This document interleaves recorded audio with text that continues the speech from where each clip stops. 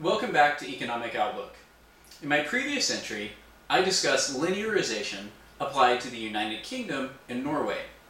We saw that in the example of Norway, the production history of the country made it a perfect candidate for linearization, and the results allowed for both directional and numeric predictions. We also saw that the United Kingdom was a less appropriate candidate for linearization. However, we were able to determine that it was still appropriate to make some general directional observations about the country's petroleum production. Today we'll look at more countries with uncertain production histories and new challenges to linearization as we try to build a coherent model for global oil production. Mexico, China, Canada, and Russia all emerged as prominent global oil suppliers as the United States declined in oil production. Mexico and Canada, because of their proximity to the United States, had a ready-made market for their petroleum and quickly exploited their resources to sell oil to the United States, which, in its period of strong economic growth, saw sharp increases in demand for oil.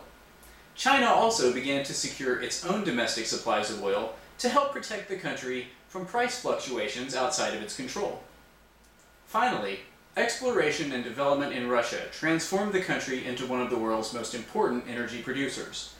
Today, Russia rivals Saudi Arabia as the world's largest provider of oil, although some people argue that Saudi Arabia is producing at less than full capacity.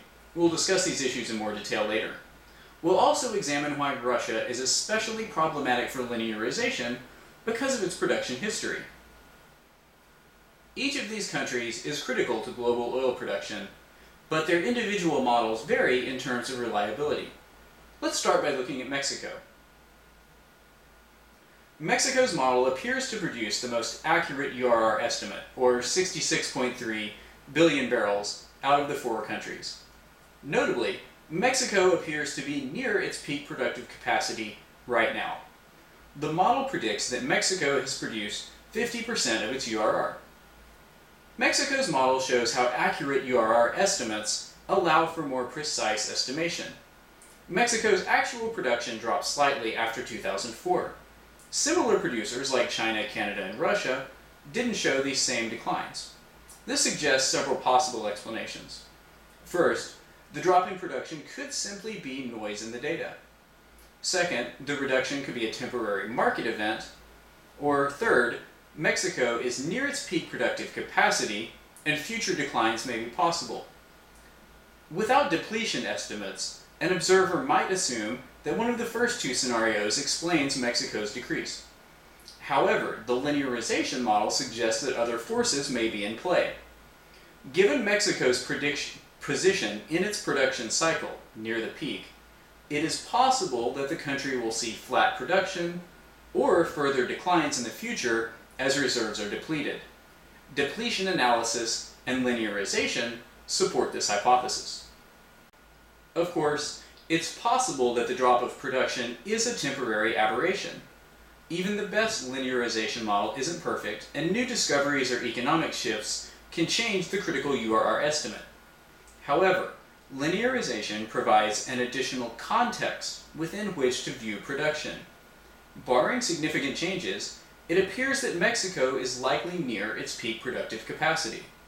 This means that analysts and planners should scrutinize claims that Mexico can easily achieve production beyond its 2004 numbers. This may not be the case, and linearization gives us another tool to view Mexico's production. The next country I want to examine, China, differs significantly from Mexico. China's linearization model shows that production in the country appears to be above peak capacity.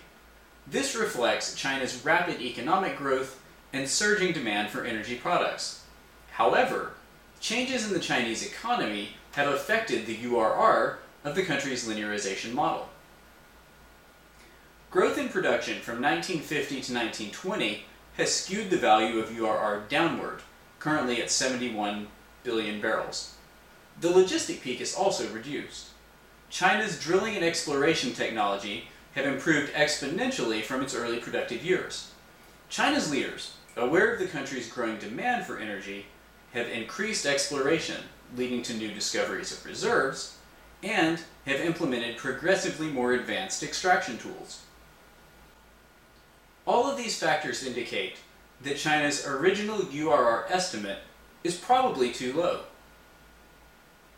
This chart shows two additional URR scenarios.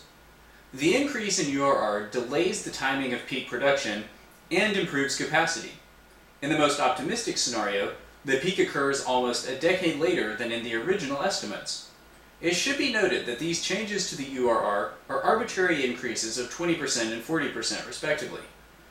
The rationale for making these estimates is that China is improving its reserves and extracting more oil now than when production first began. They aren't concrete. Again, linearization provides context and must be viewed as part of a country's complete petroleum picture. In this case, China is likely to enjoy growing production for a number of years. However, linearization also provides a warning that even impressive gains in reserves, represented by increasing the URR by 40%, may only delay peak production by 15 to 20 years. This should be taken into consideration as the country tries to improve its holdings of non-domestic oil reserves. The next major producer I want to examine is Canada. Canada became the main supplier of oil to the United States after the US began to decline in production after 1970. Canada is a good example of why linearization may not always be appropriate for a country when the country's URR estimate is difficult to determine. Today, most of Canada's oil comes from traditional drilling.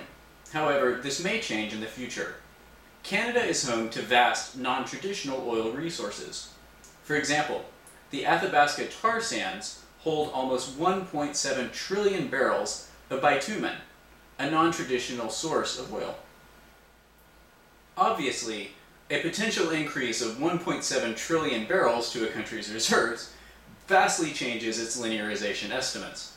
However, the production of non-traditional reserves differs significantly from normal oil extraction. First, simply extracting oil from non-traditional reserves is often more akin to a mining operation and is very expensive. Second, the process to refine non-traditional oil is much more difficult than for oil coming from, say, a well in the Middle East. Third, non-traditional oil is frequently extremely heavy in quality and not sweet, meaning it contains larger quantities of sulfur than sweet crude oil. The final concern is that non-traditional oil reserves require exponentially more net energy to extract from the ground. We'll discuss the concept of net energy a little more later. In Canada's case, oil from bitumen is more expensive to extract and more difficult to refine into useful products like transportation fuels. However, at some price point, it becomes economically viable to mine bitumen and bring the petroleum product to market. This means that the reserves are real in some physical sense. However, should we include them in a URR estimate? Also, what is the yield of bitumen into crude oil? It's not a one-to-one ratio, and net energy concerns come into play. Unfortunately, there are no easy answers to these questions. Non-traditional oil reserves are simply too price-sensitive to accurately be included in URR estimates today. Therefore, I've decided not to make a specific linearization model for Canada because the results of these models are so sensitive to the URR inputs, and I don't want to give a misleading presentation about what Canada's reserves may or may not be. In my next entry, I will continue my examination of individual linearization models, building toward a global production estimate. I'll see you next time here on Economic Outlook, and as always, thanks for watching.